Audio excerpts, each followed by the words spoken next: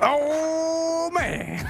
Welcome back to another episode of the Me, Kevin, and Mikey Show. Today we have to talk about China. We've got to talk about Tencent. Nobody knows more about China than Donald Trump, who also just actually scored a little win there from the Supreme Court. Would you consider it a win or the right thing for anybody? We'll touch on that. Biden. A pardon for all marijuana offenses. A little bit on Midjourney 6, since we love touching on the AI. Shapiro versus Tucker. That's going to be delicious. And some more topics. So, Mikey, where do we start today? I think it's China. One of us is going to have to change. Change? One of us is going to have to change. Oh, snap. Let's start with China. Yes. They got some new regulation, which... you're pretty smart for not having invested in them so far. Oh, no. Yeah. Oh, no. So their Tencent reacted to this by the stock dropping 10% today. And let me go over some of the things they just got. Yeah, like when I hear China, the first thing I think of is government that is basically just doing stuff on the wind, like on the whims of the wind, so to speak. And I'm not saying our government doesn't try to do that. The funny thing is, most of our government tries to do things by the whims of the wind, and they get nothing done. But in China, they could just go like this and get it done. And that kind of volatility markets hate because it's massively uncertain with what kind of new regulation you're going to get. I mean, look at like Bitcoin. Bitcoin China, banned. Like that. Bitcoin America. Yeah, we don't know. You know, Congress has to act. We're fighting in the courts. And it's just like years of legal battles. People are, well, why doesn't the SEC regulate it? Because they can't. It's really actually kind of remarkable how stuck in the mud everything in America is. And in a weird way, how that appears to be better. And the founding fathers kind of set up our country in such a way that politicians are just stuck in the mud, almost by design. I mean, when you become president, you think like, oh, most powerful person in the world. And yeah, your speeches are powerful. Your executive orders are powerful. People, at least half of the country, hopefully look up to you. In the case of Biden, it's like 38% of the country approves of you. You're supposed to be pretty powerful. You're certainly well known throughout the entire world. But, I mean, when can you get stuff done with Congress? Maybe the first 2 years? Maybe. I mean, you get in January, and then by the time you get close to the election, a year and a half later, people are already like, I don't know, man, I don't want to vote on something that's going to mess up my chance of getting reelected. So you don't even really have a full 2 years. You got a year and a half to get stuff done. And stuff already goes super slow in Congress. And so good luck. You know, people are messaging me. They're like, there's this democratically introduced, or Democrat introduced, gotta be careful to separate that. Democrat introduced hedge fund ban of housing ownership. And it's like, nothing's going to get done for, first of all, definitely not between now and January 2025. So you got a year and like 2 months. Then you're going to be either in Biden's second term or Trump's second term or somebody else's first term. And are you going to have a split Congress or swept Congress? If you got a swept Congress, you got 50% chance it's a Democrat that doesn't happen, 50% chance, or it does happen. Well, let me put it this way. 50% chance it's a Republican, it doesn't happen in that 18 months. It's probably not that big of a priority. And if you get a Dem, they have to more greatly prioritize that over the fifth largest lobby in the world. In the United States, the Realtor Association.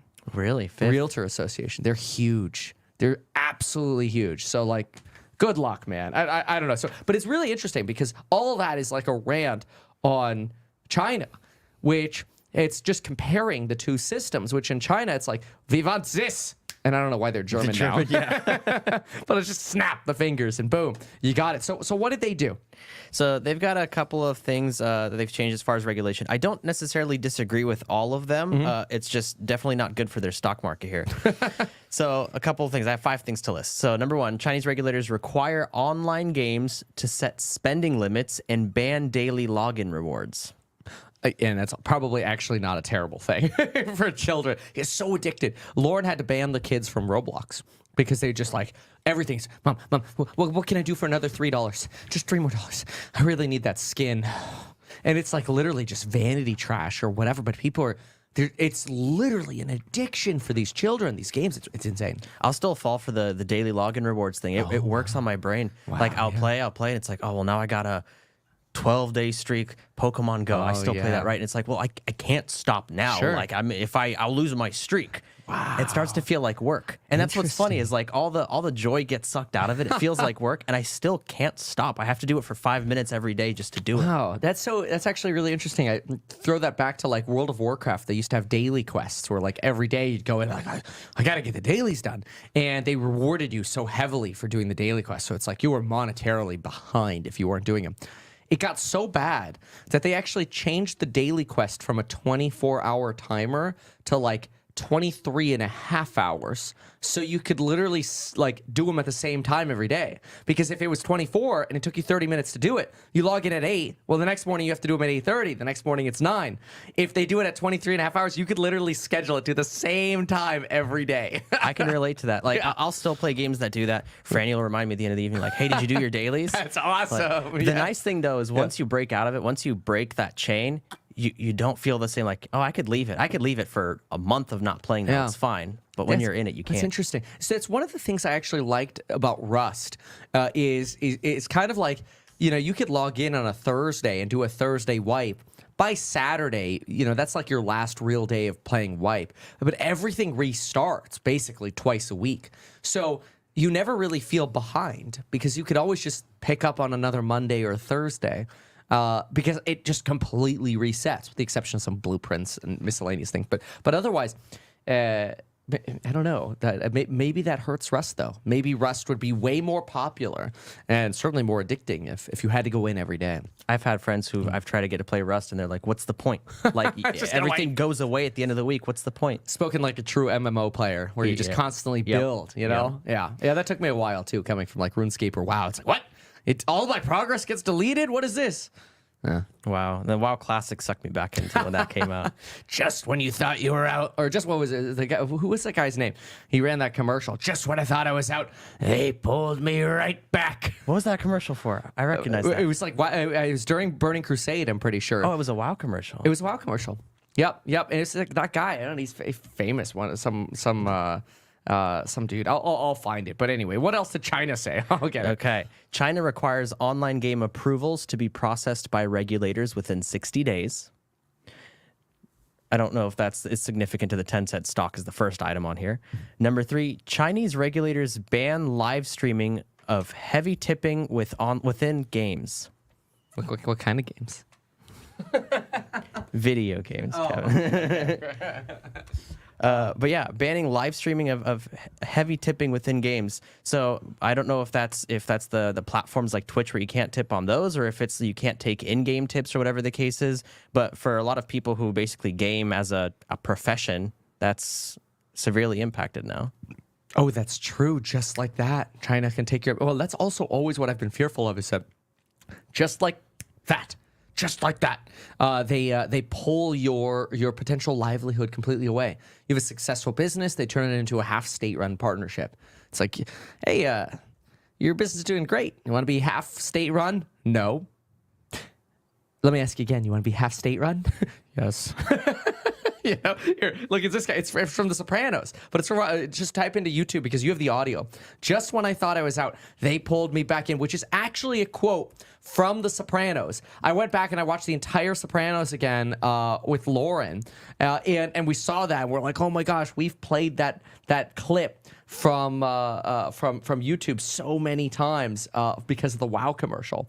You might have to type in Warcraft commercial. That's when I thought I was out. They pulled me back in. Join 11 million players online as the hunt for the Lich King. Can you play it again so we can show the screen. video there on screen? Just when I thought I was out, they pulled me back in. Join 11 million players online as the hunt for the Lich King begins. World of Warcraft. Try it free at Warcraft. So that wasn't the original video. They had him like re-record the scene. That wasn't the original one. You're right. It doesn't. But anyway, He re-recorded it. Yeah. Wow, that was Wow, literally, yeah. Okay, that was Wrath of the Lich King. Okay, fair. I thought it was BC, so I was one expansion off. But anyway, I loved that. That commercial was so great, and because it's funny to me because I had sold my account during. I should have known. I sold my account basically at peak at BC, and then I'm like, I kind of want to get back in. I saw that video. I'm like, damn it. That ad probably worked exactly. It was like justifying getting in. It's bad. That's bad. It's funny because it feels good when you sell that account. You go, oh, I made money off that, especially when you're young. But then when you break it down to like how much you made per hour, it's like, oh crap, dude, that's like pennies. Yeah. Yep. Okay, Yep. that's 3 of the items. Number 4, Chinese regulators ban online games from offering probability-based luck draw features to minors. So the gachapon system, the loot box system, that's not allowed for minors anymore. Okay. Yeah, that becomes very. I actually hated that in games. Like RuneScape, Jagex got bought out by some company, and then they introduced this the loot box gambling thing or whatever on the daily. Absolutely hated it. To me, it cheapened the whole game of like earning or whatever, and it's very addicting. Oh yeah! Wow. So they just banned that. They banned it. So I think loot boxes are based on gachapon, which is like I want to say from the 60s. In Japan, they would have these little things you'd go to, kind of like gumball machines, but they had little toys inside, and it was all at random. So some were worth more than others, and you'd put in. And actually, gachapon is a onomatopoeia. Gacha is the turn, and then the pon is the sound of the item dropping. Oh, interesting. And you probably know I was addicted to MapleStory. I'll still log in like once a year. But they had a gachapon system where they literally had a gachapon that you would click on, and it'd be like, all right, let me just blow $25 real quick. Click, click, click, click. Oh, I didn't get what I wanted. I'll just do another $25 real quick. One more. Yeah. I mean, it's like the one more. casino. Just one more. Yeah. It reminds me of this study, the rat study, which is the basis actually of a lot of video games. The rat study is essentially you put a rat in a box. And probably not explaining as well as I should. It's been years since I've looked at this again. But the rat studies, you put a rat in the box, you put a little lever in there. The rat, curious, hits it, sees a piece of food drop. Hits it again, piece of food drop. Hits it again, piece of food drops. All right, when I hit this, I get food every single time. So it's like, all right, well, I'm going to go to this corner of the box now or whatever and do something else. Rat in experiment B tries to hit the little tab. Nothing happens. Rat hits it again. Piece of food drops. Hits it again. Nothing. Again, nothing. Again, nothing. Again, piece of food. So what does the rat do? Yeah. Yeah.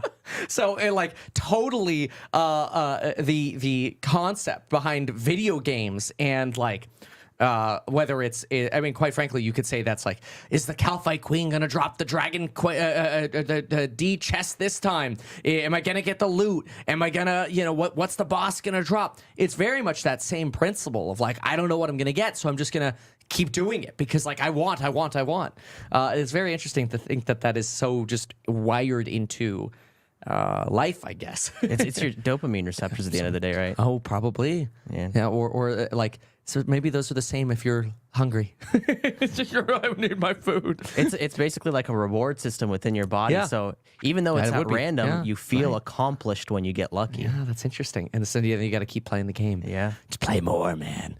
You want to win more, play more. Oh, and in MapleStory too, if somebody anywhere in the server like won something like the 0.1% of items, it'll do a server-wide notice so everyone sees that it's possible. Dude, that's like the casino folks. Somebody's like, it's chain body. What did I say? It's a dragon chain body. That, but anyway, it's I have a T-shirt of it actually. Something like I have the red shirt with it's the dragon median chain. They're not the plate armor, the mail chain. Boy, I used to love doing that. I'd solo that sucker with the Verax from Barrows. But anyway, so. It's so interesting. This now I got distracted on that comment. Where were we? I just want to talk about video games now. I know that's like all I want to do. Yeah. Anyway, but it's I don't know, man. It totally is a psychological thing. It's like the casino where they reward the win, right? So you get like that camera. You put the busy tables or the slot machine that's most likely to win because it's all controlled by pretty much the central control rooms or whatever. The slot machines that statistically win more, I read this somewhere, are the ones at the ends of aisles.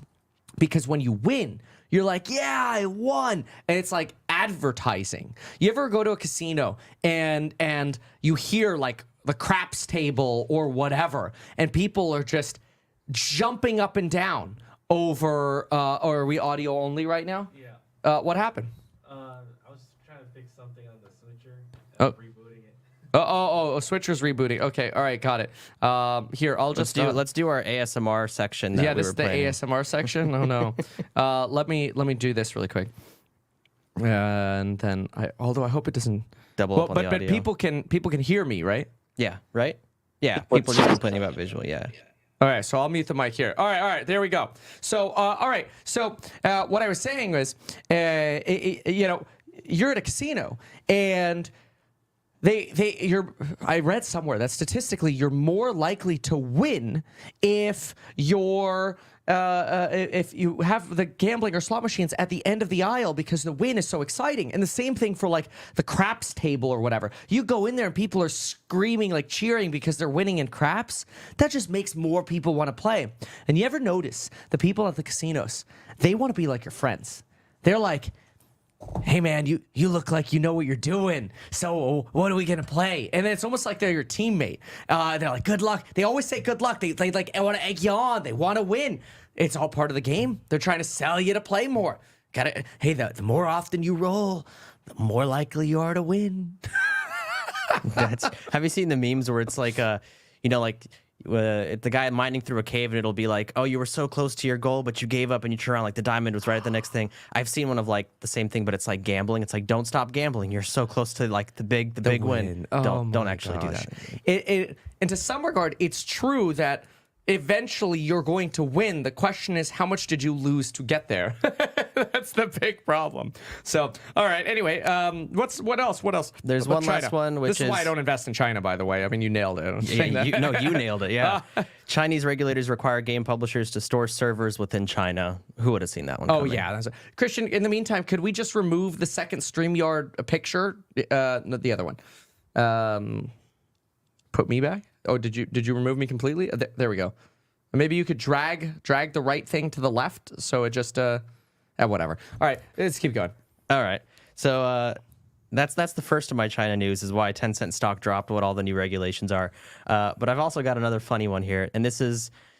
China loves to copy stuff. They see the U.S. do something and they copy it. But everybody does that. People do that on YouTube too. It's like, it's so funny. There's like, I ran a story. Here we go. I'll just do this really quick. There we go. All right, I fixed it. So I ran this story in my course member live stream, and there's this like loser hater guy who's just like a total scumbag who lies account? About me. What? My alt account? No. They made a video. That's funny. This guy, he lies about me all the time. But what's so funny is he'll like copy some of my thumbnail styles, or he'll go like take a piece I talk about in the Market Open live stream that I don't make a full video on, and he'll make a full video on it the same day. And it's like obviously the guy has like a boner or whatever for my content because he won't go away. But it's kind of funny. But anyway, it's so okay. That's China and copying things. Imitation is the highest form of flattery, and just like China, he's gonna shit talk you the whole time, but he's gonna try to copy it. Yeah, take it all exactly. I hate you. You're a scam. But damn, that's a great idea. Christian, do we have a way to share the laptop screen right now, or nothing? Not yet. Okay, no worries. Can I refresh the web page? You should be able to. I think because I'm running, maybe you're fine. So give it a shot. See what happens.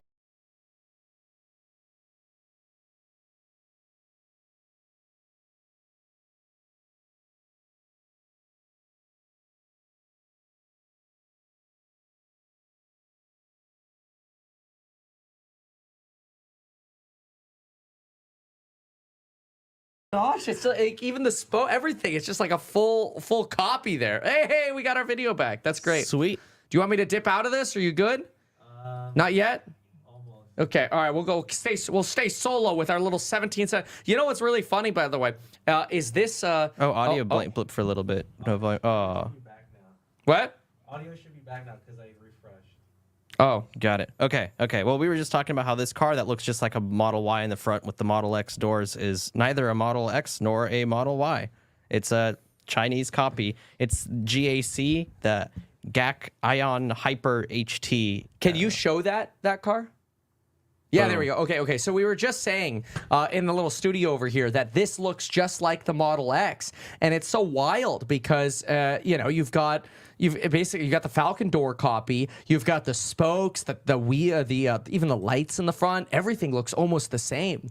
That's pretty wild. So I just saw this. This just came out, but what it reminded me of is back in 2014. This is just like 2 years, I guess, after the Model S drops. China had come out with. Let me Google this right now. The Yaoshe. Dude, look at this thing.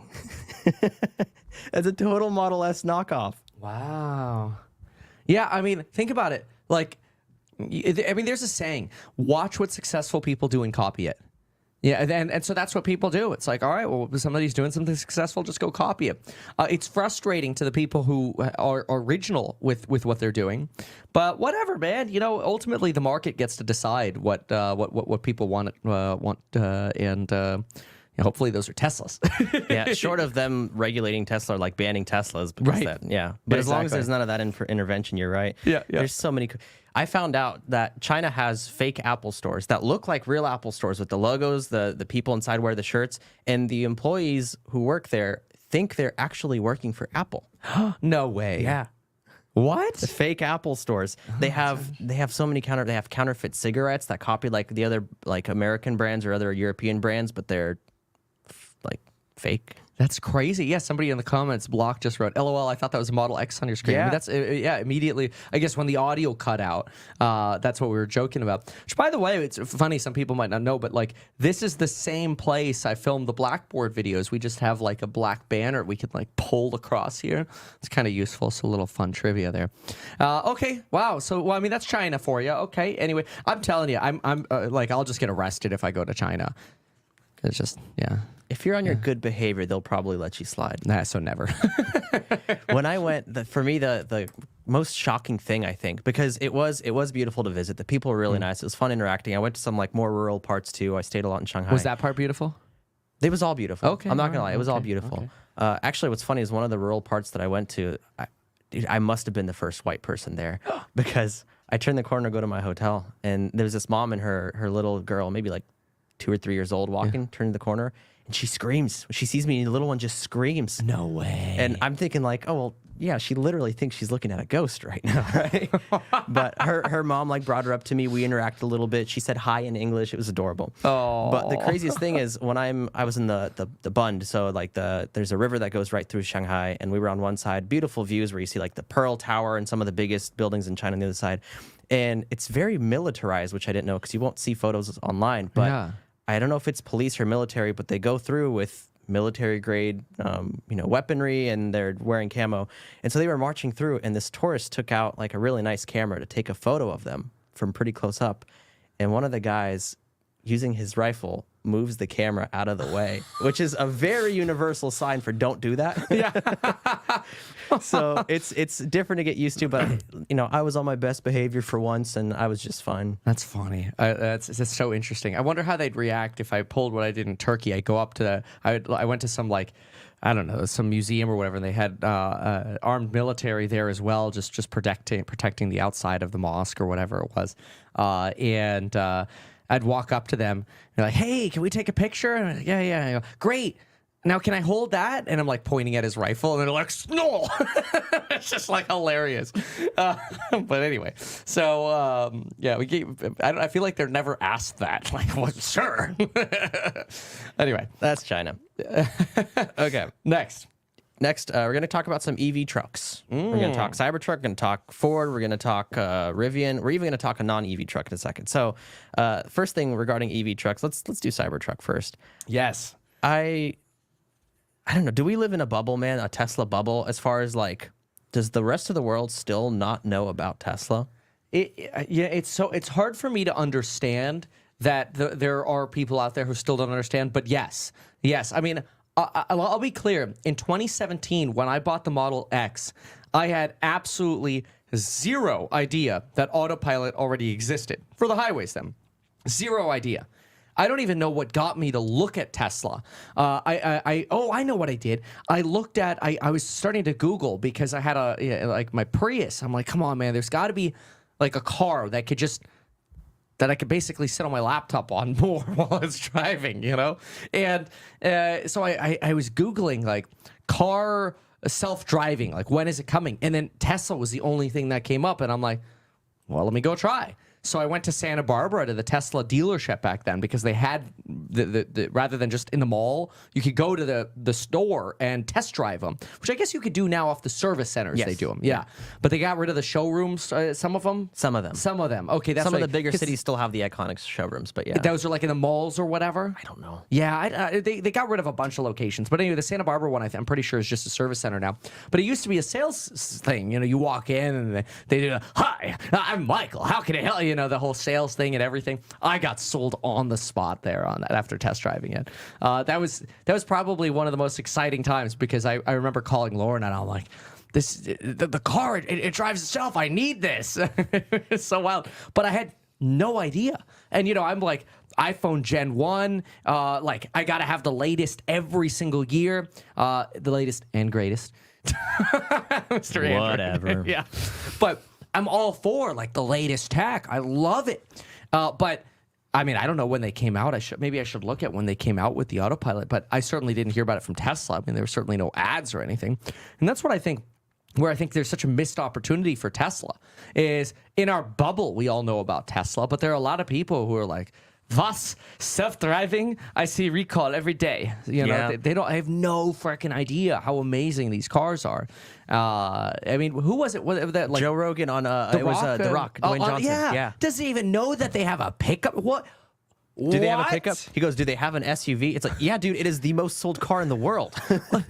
It's just mind blowing to me. So I think people they probably, I wouldn't be surprised if people know Elon more from Twitter and dislike him from his relationship with Twitter and politics than they know how great the cars are. I think you're right. Yeah, it's crazy. So I saw this. This isn't from my Facebook, but this is something someone posted. I think this was on X. All right, this is a. Can you throw my screen on? Yeah, this is a Cybertruck spotting, right? You see it, you immediately know what it is. And the posting is, curiosity got the better of me. What is this vehicle? What? It looks like it's solar-powered or electric, but it was a beast. I drive a mid-sized SUV. This thing was towering over me. It's got a full-size bed. I'm thinking it's either a custom build or a prototype. But the geometric build is really cool. There's no markings to indicate a maker, and Google Image isn't pulling up anything for me. Found in Florida with California plates. Not sure if it's relevant, but do with this as you will. This is like, I think Is the this most... fake? I don't know because it's the internet after It's all. I Reddit? take everything with a grain of salt. Yeah. Well, this was originally posted to Facebook, so someone took a screenshot of it. Oh, then it's real. That's what I'm thinking. That's what actually I'm thinking. Like, I feel like the Reddit audience would know, but Facebook, that doesn't surprise me. That probably is real, actually. And I don't. What do they call it? A mid-size? They got it. I feel like no, they said they're driving a mid-size They're SUV, driving and midsize, this yeah. towered over them. Do people of like younger, millennial or younger call cars mid-size? Like, I feel like that's a very Gen X phrase. Oh, that's I drive a mid-size. Like, I've never thought of calling anything that I own mid. Yeah, I guess I do, but I used to work at a dealership. I think that might be an exception. That'll skew it because I mean that's fair. That is really interesting. Yeah, I don't know, but I wonder. I'm just trying to look for clues into potentially their age, and so I have. They're on Facebook. They're like 40 plus. Yeah. That's exactly. I mean, that's your first giveaway. But okay, all right, interesting. All right, yeah, I totally agree with that though. But you know what? Whatever, man. The way I've kind of like resigned. I hate saying that, but like resigned over Tesla stock is this idea that I know it's great. I so highly expect it to just explode and continue to be great. Even just alone with the money they could make from mega packs, which we analyzed this morning, from the various different vehicles or Optimus in the future, the autonomy. There's so much potential there. And I think the only thing that has been frustrating is that the stock's basically flat for 3 years. And it's part of the Magnificent Seven by market cap, but it's the only one that's sort of been left behind. And so I look at it and I go, whatever, man. Just gives me more time to sort of accrue a position. And I think if you really have a strong fundamental belief in a company, which I do, that's just kind of what you have to resign yourself to. Otherwise, you just get emotional every day. Like, come on, Elon, or whatever. Yeah, it's just wild to me. Like, to me, I would think everyone knows all about it, but that's what I'm thinking. Maybe we live in a bubble. Like, someone in the comments says, that gentleman is trolling. There's no way he lives under a rock. And it's like, that's what I thought too. I thought so too, yeah. But I mean, literally, The Rock didn't know. I mean, maybe he does live under The Rock. Yeah. The Rock didn't know, so he could. That's I a mean, good point. that's your perfect example there. When you get a celebrity like that who should be talking to people about the latest. I don't know. Maybe some celebrity people, they just stay home. You know, they just don't go out and don't care about looking at the internet. They made their money, and I don't know. I don't know. But pretty soon people will find out more about them because if you check out my screen now, they got a lot of Cybertrucks ready for delivery. Is McKay going to win his bet? It's going to be close. That's You what I'm think thinking. so, huh? I actually think it's going to be close. Wow. What would we say, 100 or 500? It was $100 for 500 trucks. Okay, yeah. But Jack was also part of this. Do you remember? He gave a very specific number. Oh. He was on the pod, and We'll then have to look back to see what the we'll have number to was. look back. And you said if he gets it right down to the exact number, it was like 300 something arbitrary, then you'll get him a Lego set. Oh, wow. Okay. I guess we'll know like probably Jan 2 or something like that when they publish the numbers. Look at But this. wow, dude. They're saying about 80 were spotted today. And yesterday there was a photo with about 50. And since then, some of those have been put on semi-trucks Sure. and wheeled off. So I don't know if this counts the 50 from yesterday. Right. But That's an active lot, man. Yeah. These are cranking out. Holy Surprisingly. crap. I might actually lose then. Wow. I'm blown away. That's. I mean, we'll find out, but that the production is stepping up there. That's amazing. I didn't expect it. You know, it's funny. I see some folks here talking about Rivian. The Rivian is beautiful. I will give them that, but they just don't have a profitable company.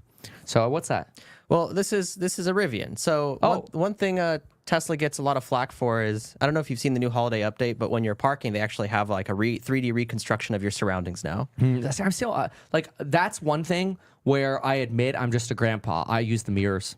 Oh, yeah? Yeah, I'll use the camera, and that's enough for me. Yeah. Okay, so 3D reconstruction, I've seen that in other cars. Yeah, well, I refuse to update my Tesla because of the recall. The 3D reconstruction is really cool. It doesn't look like beautiful or sleek or anything, but it's very accurate. Yeah. But what they're ripping Tesla for is you guys don't have the bird's eye view, which should be easy to implement. Toyotas have it, Rivians have it. So here's a Rivian owner just showing you the bird's eye view. It's using the surround cameras to reconstruct the environment and make it look like a top-down view. It doesn't look that good. It doesn't, but you can see, like, for example, over here, he's got a trailer parked and see, like, he barely squeezed in. You can see the shadow here, and he's able to do that because of the bird's eye view. Yeah, I mean, I could do that with mirrors. I could do it perfectly with mirrors, and I always back in. Yeah. Oh, yeah. Classic. He got Classic. scratched. Yeah. It wasn't too good. That sucks. Yeah, no. That's the bird's eye for you. Oh, that sucks. That really, and that's a pisser too, because you spent like $80-something thousand on that damn thing. Oh, that's a pisser, and that's a custom color too that you got to get ordered. Oh, They're beautiful trucks. Everyone I know who drives one is very happy with them. Technology They're sucks. really practical. It's just it's a miss on this one. It kind of sucks. Yeah. Okay. So and you said Tesla just came out with a bird's eye as well. Well, it's not a bird's eye. It's a 3D reconstruction. So it's like before, it'll kind of show you the area with their own 3D or with their own like 2-dimensional visuals. I'll actually like Google it right now and I'll show you. Tesla top new down or something like that. 3D top down. Reconstruction. Oh, 3D park assist. Oh, there's a video on it. 3D. Of course, I have to get this. New Tesla update: 3D park assist, Iron Man lock sound, and more. I'm going through the video right now. Oh, it also has like blind spot monitoring. Yeah, this is. So, which is not too bad. Could be a little better. Oh, At the end wow. of the day, it's not too bad at all. This is just showing with cars. I want to show with. I'm actually looking. See, at the I screen just here, wouldn't which is trust interesting. that. Again, that's the boomer. That's cool though. As it The gets backup red, again, sensors. close. Even without ultrasonic sensors, this is all vision based. That's wild. And people have been saying Yeah. this is incredibly accurate. Like, I know it looks a little funky. These, you could tell they're cars, but they're not sleek. But that's because it's doing the best with what it's got. It's giving you exactly what it sees. That's not bad. It's been working that's well. actually not bad. That's one thing I do like having the camera for is once I'm aligned. I always like backing up. I think backing up is a lot safer into a spot because when you back up, you can see, are there other cars around you? So it's like, nope, no other cars around me. I back into the spot. When you forward pull or you pull in forward, then you don't know, are there other cars behind me? And that's how you get accidents. When it's time to leave, yeah. All the time. 100% agree. And like you usually have time when you're parking, but like if you get a call or something or you got to hurry or something, you usually have less time when you're leaving. So for safety and time efficiency, backing in is so much better. But I will use the camera for that distance to see how far I can back up. I do love that feature. But yeah, otherwise I'm a mirrors guy. Okay, very interesting. What else we got? Yeah, dude, I 100% agree with you. Those are the two things that I quote too: is the safety of going in, and then the efficiency of leaving afterwards too. That's right on the money. I agree with you 100%. Okay, news on Ford. 50% of Ford dealerships have opted out of selling EVs for 2024. My mind is still circulating on the safety of going in and the efficiency of leaving. 50% of Ford dealerships have opted out of selling EVs in 2024, which kind of crazy. Do they even have EVs to say, like to sell? I've seen some lots where they're full of the Lightnings not Really? selling, which surprised me because I remember at the beginning of the year, Demand shortage. yeah, Or not, sorry, a supply shortage. at the beginning of the year, that's right. Yeah, And now it exactly. seems to be the opposite. Nobody wants them. Yeah, that's interesting. But from a dealership perspective, and I think this is a big one for Tesla, and this is why dealerships suck and Tesla's smart for not using them, among other reasons, is dealerships don't make the majority of their money from sales. They make it from service. Oh, yeah. Oh, my There's nothing to service in an EV. I mean, there is once every 10 years if, a big overhaul of a battery pack or something. I got a low tire pressure warning. So we're going to have to get some service. It's going to take me a whole 2 minutes to run the air compressor, which I have. If you ever need it, anybody can use it. Right at the corner of the garage, I leave the air compressor. I just leave it there, off, but plugged in. And so on, let it run, make a cup of coffee. It's great. I love it. That's the extent of the service I do on the Tesla. Sometimes you got to top off the washer fluid. Oh, I've never done that. Wow. Well, it just doesn't rain. Yeah, you're right. Here in Ventura, it doesn't rain as much. Oh, yeah, you guys get, that's right. You guys get a little bit more rain. That's interesting. Yeah, And I have not in my life once topped off the washer fluid on a Tesla. That's probably very rare, though, given that it's I've done it once, and it's about time I do it again. I can hear it sloshing in there. Oh, my gosh. Wow. And then tires. That's the only other thing you have to do. Tires. That's true. My first set lasted me 50,000 miles. Oh, lucky. On my first X, my black X only lasted about 20,000 miles, which is pretty bad. It's pretty bad. That Heavy is battery. pretty low. But you were also like having fun with that car. Nah, I drive safely.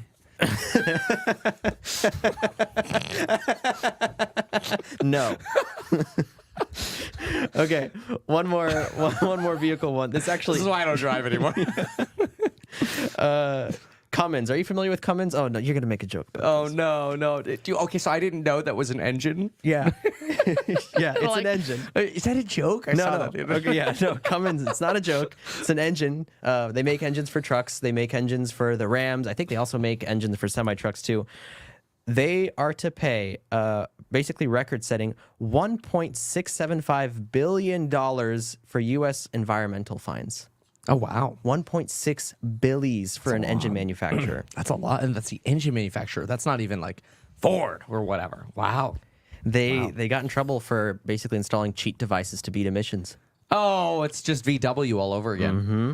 So what are they going to have to do? Create electrify Cummins? So electrify America. These days, there's no point. It's just basically everyone's Tesla. using NACS. But yeah, North America Charging Standards. Is that NACS? I don't know. I say NACS. that's interesting. At least that's how I internalize it when I read it. Yeah, I don't know how you're supposed to say it. Okay. But they've been putting them in Ram trucks from 2019 to 2023, and it says preliminary estimates. Cummins Ram. Come in Ram. Yeah, I know you're trying so hard at it. There's a joke in there somewhere. Preliminary estimates suggest that the defeat devices, as they're called, defeat devices on some Cummins engines have caused them to produce thousands of tons of excess emissions of nitrogen oxides. This is the second largest environmental fine ever done. Wow. First place was the Deepwater Horizon spill for $20 billion. Oh, that was in the Gulf. Yeah, that was front page news for a while. That was about just as much front page news as Tesla recalls. Almost. Yeah, if they happened at the same time, no one would have known about Deepwater. No.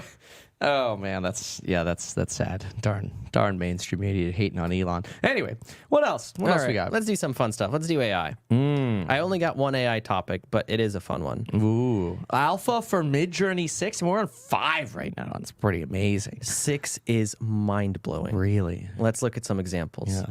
I've got quite a bit to show you. Oh my gosh, that Like, detail. is the insane. detail is insane, right? Look at some of these. Like these look like photographs. Oh wow. Oh my gosh. I want to show a good handful of examples because I was just mind blown at how good they are. I do wonder if they can finally do like fingers and toes because they've always struggled with that. Yeah, you get like 6 or 7 or whatever. Yeah. Look at that. Huh? That's a bear. That's a clown. Yeah, that's funny. And then let me show you this thread too. The big thing that people are stoked about is it finally has. No. Does that say Ventura? It does say Ventura. What's funny is I didn't notice that until just now. But words, letters, like Wow, it yeah. accurately does those. Yeah, here, V6. Yeah, because that was always, oh my gosh, that's a game changer. Because it was always so late. Oh my gosh. And it actually spells correctly compared Yeah. to what it previously was. It just could not do words or text at all. It was a joke. I had to purposefully not have it have text. Dude, Ventura, like, what's up with that? I wonder if they're grabbing that from like Patagonia or something like that, or Ventura Highway or something like that. Yeah, that is interesting. Ventura, yeah, they love Ventura. Dude, I did not notice this until just now. That is so interesting. I mean, I love Ventura too. But anyway, Yeah, I wonder if they're feeding it Patagonia. we are so back. I love that. It's like a crypto shout out, Dolly. Oh, that's great. That's great. Yeah. Peter Parker. And this is an alpha for V6 too. Look at that. Like even the water drops above his eye there. And you could see like the plastic trim of the eye, but then the fabric style or like basketball bump- style yes, leather. that's what I was thinking, yeah, the basketball. But how those are different Yep. textures. Oh my Lord. The shadows, the lighting, you can give it very, very specific prompts and it gives you insane accuracy on it. I mean, these are, Wow. Rasputin. it's insane. Wow. Yeah, Midjourney V6 that's really cool. is insane. And Wasn't again, there a it's just movie an where alpha. Rasputin was in? Like they had I can't remember what it was. I watched it. Rasputin. Yeah, there was a recent movie or a show. I don't know, something on Netflix. I think okay, yeah. I saw it with the family, and then I also saw the latest Hunger Games with Max. And as the show was starting and everything got dark, he said, "Dad, why does that have a big 13 on the screen? Because it's PG-13. Like because you have to be 13 to be here." He's like, "But I'm 5." Like so. He's like, "Okay, Dad." Yeah. I wanted to show you this specific one. They gave it quite a lot of prompts. 8 specific color assignments for this. 33mm film still. 2 shot of a 50-year-old black man with gray beard wearing a brown jacket, red scarf, standing next to a 20-year-old white woman wearing a navy blue and cream. Like it goes into all these details, and I mean, look at this. Wow. They specified the lighting. They wanted yellow ambient lighting from the streets, like a soft orange glow. I'm just mind blown at this. Yeah, that's pretty impressive. Somebody here thinks that Midjourney 5 already fixed fingers and toes. That's interesting. Cool. I wonder how like you go in and start fixing that. You must just have to train the algo on like the text thing. You just train it on text over and over again, probably. I mean, if like OCR can do image recognition or whatever, it should all be possible. But anyway. Yeah, they probably fed it a lot more like negative, like not this, not this, not this, until True. it started to understand what was wrong. That's a good point. Yep. All right. What else? Okay, well, let's talk about Biden a little bit. Ooh. Okay. He pardoned me. I mean, he pardoned. He pardoned marijuana offenses. The new pardon targets. He already had like a little bit of a pardon in 2022, but this is expanded to simple possession and use of marijuana under federal and DC law. And I quote: "Criminal records for marijuana use and possession have imposed needless barriers to employment, housing, and educational opportunities. Too many lives have been upended because our failed approach to marijuana. It's time we right those wrongs." Wow. You know, it's interesting. Weren't we just talking about how Biden, like there was a lot of enthusiasm about when Biden got elected that he would basically make marijuana federally legal. And I was looking at Tilray stock, which is up like 7% on the day, another 3% after hours after this pardon. But I look at the inauguration, and Tilray stock went from like $8.90, so call it $9 right before the inauguration. And then come inauguration, the stock was like $25. And then Biden gets in and it's like February, March, nothing happens. And the stock since then loses 90% of its value from $25 down He's been to edging us ever since, dude. basically it's just this slow bleed out of like, wow, Biden's never ever going to do anything for marijuana. And it's here, finally. It's really, wow. it's still disappointing. Like I genuinely, maybe you can disagree, but I genuinely don't think this is enough. Like this is bare minimums. Yeah. He keeps doing a little bit every year just so people don't call him a total hypocrite. But at the end of the day, like it's still a Schedule I substance. Like it's still up to the discretion of the feds, of the DEA, and there's no reason for it. The Department of Health and Human Services earlier this year in August were like, this needs to not be a Schedule I, not even a Schedule II. This should be a Schedule III substance because it's Schedule I means highly addicting and no medical value, no medical properties. Oh, interesting. That's so inaccurate. But marijuana is sitting as a 1? It's sitting as a 1. Wow. You know what's not sitting as a 1 is methamphetamine is Schedule II No way. because there's benefits. You can take it and lose weight. Wow. That's really interesting. Yeah, that's my rant for the day. Okay. Yeah. I mean, it sounds totally reasonable to decriminalize marijuana. But I wonder if this is like his attempt at trying to continue to try to fulfill as many of his campaign promises as he could. Somebody here in the comments says, I knew he was going to wait to pull the MJ play until near the second term election. I mean, yeah, maybe. Interesting. All right, what else? Yeah, actually, you know what? If he does poorly enough in ratings, maybe he will fully legalize it right before, like as the last. He's just saving that Executive order, like the day before the election. He or might something. be saving that card. I wonder. Yeah, I mean, Democrats are going to be substantially more likely okay with that versus, I would say, more traditional, maybe conservative Republicans. We're like, wow, gateway drug. I suppose there's a risk of that, but not if you're the Dem. Like, are you going to lose voters doing that? Probably not for Biden any more than he's already lost. Yeah, he's already lost. Yeah. Well, again, I still maintain that Biden could totally get reelected if the economy's booming. I agree with you. That's the only chance he's got. I think it's pocketbook voting. That's all it is. People are just going to care about their sentiment of how their business is doing and how their family's wealth is doing. Anyway, next. Okay, let's go next. Well, Nancy Pelosi. Oh my gosh, Nancy. Did you cover this today, or did I see it on HouseHack? Yeah. We were talking about that this morning, and I did a little short on it too. But tell our audience here. 5 millis worth of NVIDIA. Calls, right? So in the money calls, somewhere between 1 and 5. Some were speculating it may have been like 1.8.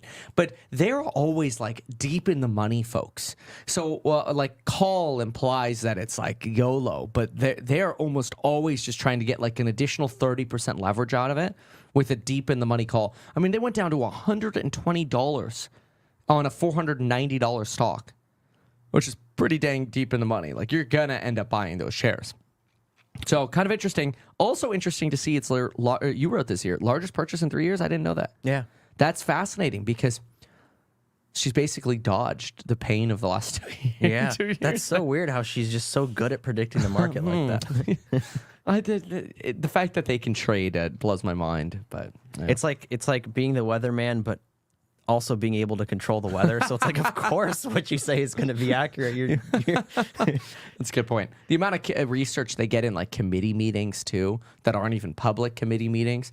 Oh my gosh, they have to have so much intel on like, what pharma stock's going to pop or whatever. And she's traded some pharma stocks too. And it's kind of like, oh, really? You bought that 3 months before it got FDA approval and skyrocketed 50%. Oh, that's interesting.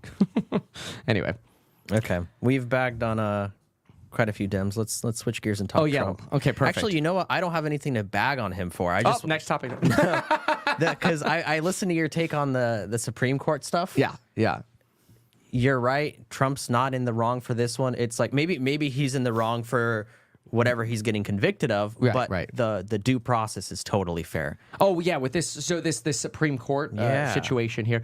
So I mistook it initially when I saw it and I read the story. It's so weird. It just didn't process. Like I think I just missed the word immunity. And I was reading about the Colorado case in it. And so I don't know how I got duped, but initially I thought this was a ruling on the Colorado case already. It wasn't. It was actually a ruling on Trump's immunity claim to try to get out of the fact that he allegedly obstructed an operation of the government, which is the certification of the election. And so the immunity claim it was shot down by the judge, so Trump appeals. It's supposed to then go to the federal court of appeals, but Jack Smith is trying to hurry this along and jump up to the Supreme Court. I think that's trying to take away due process. And as a special prosecutor, you should be doing everything in your power to make sure you're adhering to every bit of due process possible, because the last thing you want to do, I feel like, as Jack Smith is, let's say Jack Smith wins against Trump and he gets some kind of guilty conviction against Trump. You don't want anybody to be able to look back and go, well, you rigged the game. That's kind of, just because they're trying to rush it before Super Tuesday, it shouldn't look good from any POV. So I'll tell you this, though, 2024 is going to be very interesting. Oh, I have no doubts there. Yeah. This is Trump's response, which nothing new here, but he says the Supreme Court has unanimously rejected deranged Jack Smith's desperate attempt at a short circuit our great Constitution. Yeah. Crooked Joe Biden and his henchmen waited 3 years to bring this sham case, and now they have tried and failed to rush this witch hunt through the courts. Of course I am entitled to presidential immunity. I was president. It was my right and duty to investigate and speak on the rigged and stolen 2020 presidential election. Looking forward to the very important arguments on the presidential immunity in front of the D.C. Circuit Court of Appeals. Make America great again. Right. And now, the problem with this is Donald Trump does here imply, when he says, of course I'm entitled to presidential immunity, he's implying that the Supreme Court agrees that he's entitled to presidential immunity. That is not what the Supreme Court said. But in classic Trump style, he can massage the messaging as an advertisement for, of course we're right. I mean, it's brilliant marketing. Even the people who hate him are like, he's marketing. But then at what point does that marketing become untruth? So anyway, all right. So what else we got? Okay, so I've got a reaction for you. Ooh. Shapiro. Oh! It's going to be Meet Kevin folks, reacting to Ben Shapiro reacting to Tucker Carlson. And I'd like to see a three-way disagreement. Okay. All right. Let's see how many Folks, people Tucker Carlson is a really interesting guy. He has some interesting takes on economics as well. He and I have had discussions about those in the past. He did an interview with Glenn Greenwald recently where he started attacking what he called libertarian economics. Tucker and I did this really interesting interview a couple of years ago now, probably longer than that, maybe 5 years ago now, where we talked about the role of the government in the economy. And Tucker has a significantly more socialistic view of the economy than I do. Just blatantly, I mean, he has endorsed, for example, many of the plans of Senator Elizabeth Warren. This is not a slander against Tucker. I mean, it's something that he will say openly and clearly. Well, he was doing an interview the other day with Glenn Greenwald, who's also been a guest on my program, and they were talking about economics. And Tucker went into this rant about the evils of libertarian economics. And I think this is so short-sighted. I think it's really damaging to the future of American prosperity. And it relies on a bunch of falsehoods with regard to how the world works. Now, I wanted to listen to this because, again, I think this has spillover effects for foreign policy. It assumes that the best policy is going to be protectionist, that high tariffs around America's borders are what's going to make American people wealthier and better off. It assumes that an uninvolved America on the world sphere is somehow going to make American citizens better off. It's all predicated on this notion of economics that ignores the importance of comparative advantage and price structure and all the rest in favor of vaguer concepts like beauty. Now, again, I'm not anti-beauty, but when I need a hamburger, I'm more interested in the hamburger than I am in, the Venus de Milo. In any case, here is Tucker, and then I want to break this down a little bit because it's interesting. I think a lot of people have awakened to the now demonstrable fact that libertarian economics was a scam perpetrated by the beneficiaries of the economic system that they were defending. So they created this whole intellectual framework. Okay, pause that for a second. So I don't like this conspiracy theorizing about the nature of libertarian economics. Libertarian economics says the government should not control the free flow of goods and services. That's all libertarian economics says. A free market has property rights for you, and the government can't get involved. That is the opposite of a conspiracy theory. A conspiracy is when a group of powerful people restructure an entire economy around particular interests. So, for example, if you were to push forward a protectionist policy, that is a policy designed to protect specific people in your country in a particular industry from competition from other people in the country and also elsewhere. That is the goal of it. That's an actual cadre of powerful people shaping the economic system for everyone. A baseline rule, which is that you have freely alienatable goods and services. You can alienate your own labor. Someone can pay you for your labor at a given wage. Like that's not a conspiracy. Me giving you the ability to actually trade with other people, I'm confused as to how that would be a conspiracy by me. Now, it may not end to the benefit of people who are less competitive in a particular industry, and there may be very good reasons to protect certain industries. For example, for national security reasons. No. I think What that we did should be Tucker cutting down say? on trade. Can we go back to Tucker's intro clip? And does he end up playing more of Tucker? Yes, he does. Okay.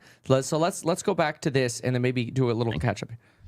I think a lot of people have awakened to the now demonstrable fact that libertarian economics was a scam perpetrated by the beneficiaries of the economic system that they were defending. So they created this whole intellectual framework. Okay, pause that for a second. Yeah. So and then maybe we'll scroll to the next Tucker Carlson part. I mean, I think right now, I think what Tucker is doing is he's trying to make this argument that, hey, look, people are suffering out there, and who's benefited the most? Well, it's been, wealthier business owners, investors in real estate and stocks through this latest cycle. So it's a very kind of populist argument to hit on. What is interesting is that Shapiro's right when he says that Carlson in 2019, back before the election, said that Elizabeth Warren sounded like Donald Trump at his best when Carlson was reviewing Elizabeth Warren's economic plan. And when we look at that economic plan, a lot of the part that Tucker Carlson was really resonating with was the benefits that Warren was trying to set up for the American worker, which I think is very similar to what Tucker Carlson is trying to basically push for here, which is I'm here for the worker. I'm pushing for the average everyday American trying to get ahead. That's populist. So I guess I'm missing the beef. Why Shapiro is going off on like the definition here. But let's keep listening. Maybe Tucker says some more that pisses Shapiro off, because just arguing about services being freely alienable from your goods or whatever. It's like I think he's just saying words to make him sound intelligent, but I mean, I'm like lost with what his point is. So we'll keep intellectual framework to justify the private equity culture that's hollowed out the country. That's my personal view, and I've seen it up close my whole life. So I think it's a fair assessment. I think a smarter way to assess an economic system is by its results. So you can assign whatever name you want to the economic system of the United States. You could call it market capitalism. You could call it a whole host of different things. But I don't think any of that's useful. Those are boring conversations. I think you need to ask, does this economic system produce a lot of dollar stores? And if it does, it's not a system that you want, because it degrades people and it makes their lives worse, and it increases exponentially the amount of ugliness in your society. And anything that increases ugliness is evil. And it's just let's just start there. So if it's such a good system, why do we have all these dollar stores?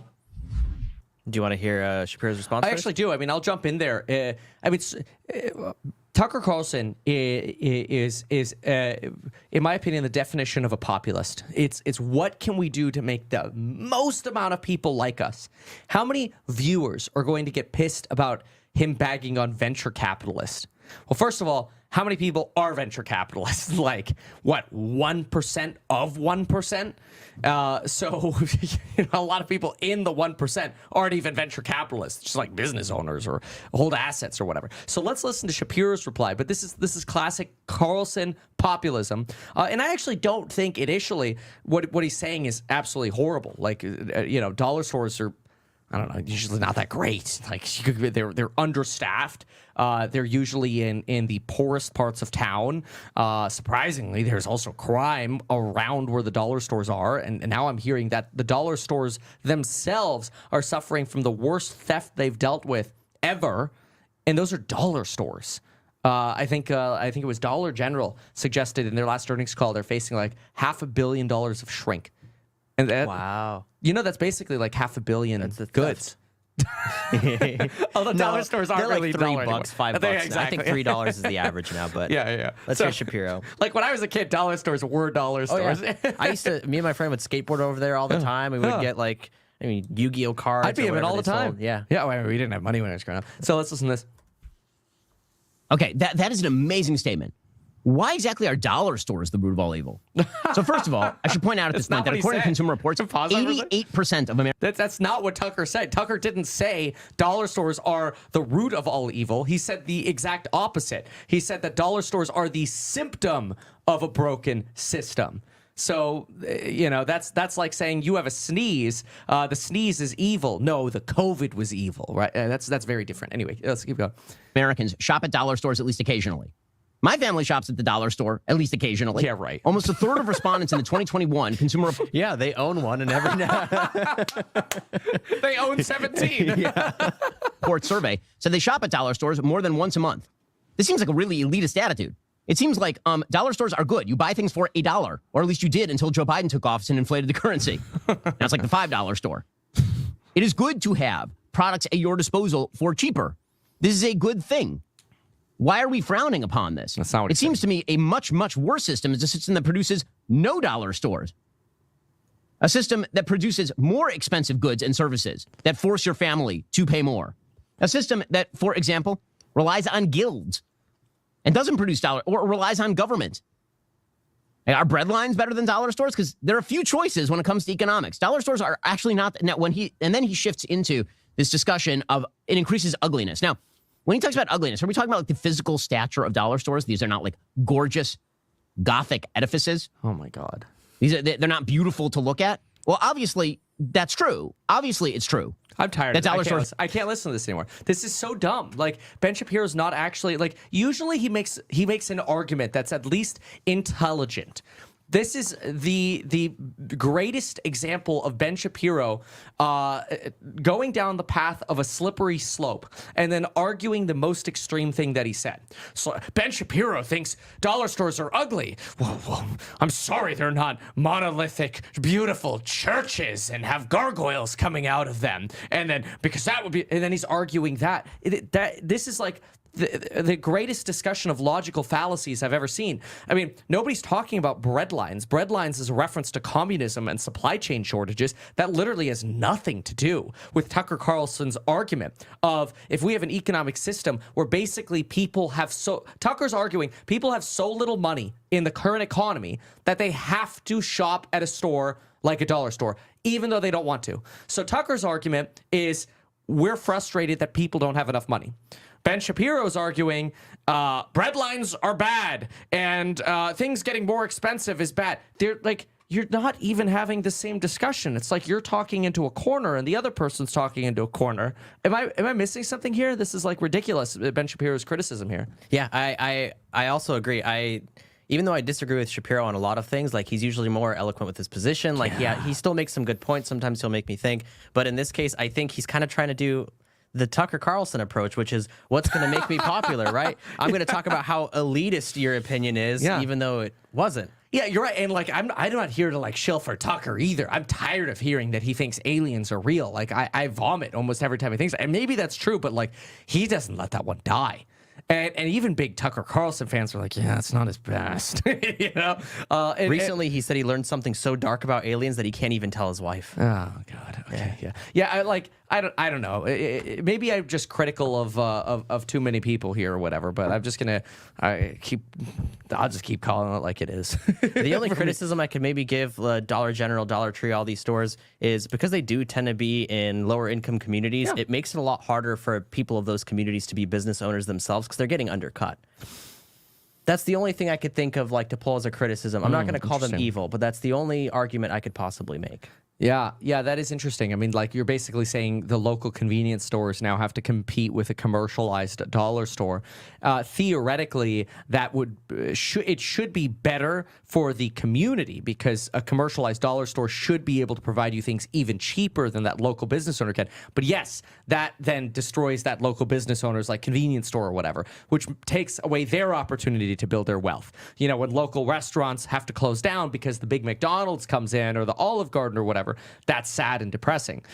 Really, what you want is you want an economy where the best goods and services can win, and hopefully those aren't products and services where you literally have to stoop to the cheapest thing possible to try to sell your stuff. But unfortunately, you go into areas of poverty, you have to provide goods and services at a very low cost. Otherwise, you can't survive there. You're not going to put a Ruth's Chris steakhouse in an area where poverty is concentrated because you'll go bankrupt. Nobody's going to buy your $70 steak. Oh. Yeah. So that there's an interesting dilemma there. I think the solution is it goes back to schooling and opportunity. Mm-hmm. So if every single person in poverty was taught how to be a licensed electrician by the time they graduated high school, let's just say, or a plumber or a tradesperson or whatever, and had a financial education, I wouldn't be surprised if half of those people wouldn't actually be in poverty. It's a failure of government. That's my take. And then people make the problem, and we'll wrap up on this, but people make the fallacious argument that, well, people should just move to a poorer area. And then what you do is you really you limit your opportunities even more. Because once you get stuck in the vacuum of living in poverty, well, now it's even harder to get the opportunity to get out of poverty because the schools are even worse. And so are the medical services, the hospitals, the doctors, the dentists. Literally everything is worse. And also, once you integrate into those kinds of communities, there's like a sense of betrayal if somebody leaves and does better for themselves. Oh, interesting. I never thought about that. Yeah, this is case for a lot of places of like the most poverty in the United States, whether you're thinking like the bad neighborhoods in LA or in New York, where when you're part of the community, it's like, shame on you for leaving. You're turning your back on these people that you grew up with, that you spent time with. So it's like they're kind of holding each other down. That sucks. Yeah. Sometimes sucks. it's worth making the investment to move somewhere more expensive, even if you can't afford it at the time, because of all the opportunity that comes up. I would much rather go to a high cost of living area, take, welfare. Like if let's say I was dropped in America with no money, I would go to the most expensive area I could. Because I know I could work hard. I'd get, on welfare, Section 8, whatever I needed to do. And my mission would be, how fast can I get off the programs? And so I would use that as a social safety net. And then I would do everything I could to work my ass off. I'll, clean your dishes in the restaurant, hopefully become a server. I'll know everything that's on the menu, and I'll work harder than every server you've got. And I'll be here longer than them. And I'll come early and stay late, that sort of thing. And I would much rather do that in like the heart of Manhattan's Wall Street and financial district than I would in like, some of the suburbs outside of Detroit. Agreed. Yeah. And with that, music. Merry I'm a Christmas, licensed everyone. Financial advisor, licensed real estate broker, and becoming a stockbroker. This video is neither personalized financial nor real estate advice for you. It is not tax, legal, or otherwise personalized advice tailored to you. This video provides generalized perspective, information, and commentary. Any third-party content I show should not be deemed endorsed by me. This video is not and shall never be deemed reasonably sufficient information for the purposes of evaluating a security or investment decision. Any links or promoted products are either paid affiliations or products or services we may benefit from. I also personally operate an actively managed ETF and hold long positions in various securities mentioned, including potential short positions. However, I have no relationship to any issuers, nor am I presently acting as a market maker. Woo! Merry Christmas, everyone. We'll see you next week.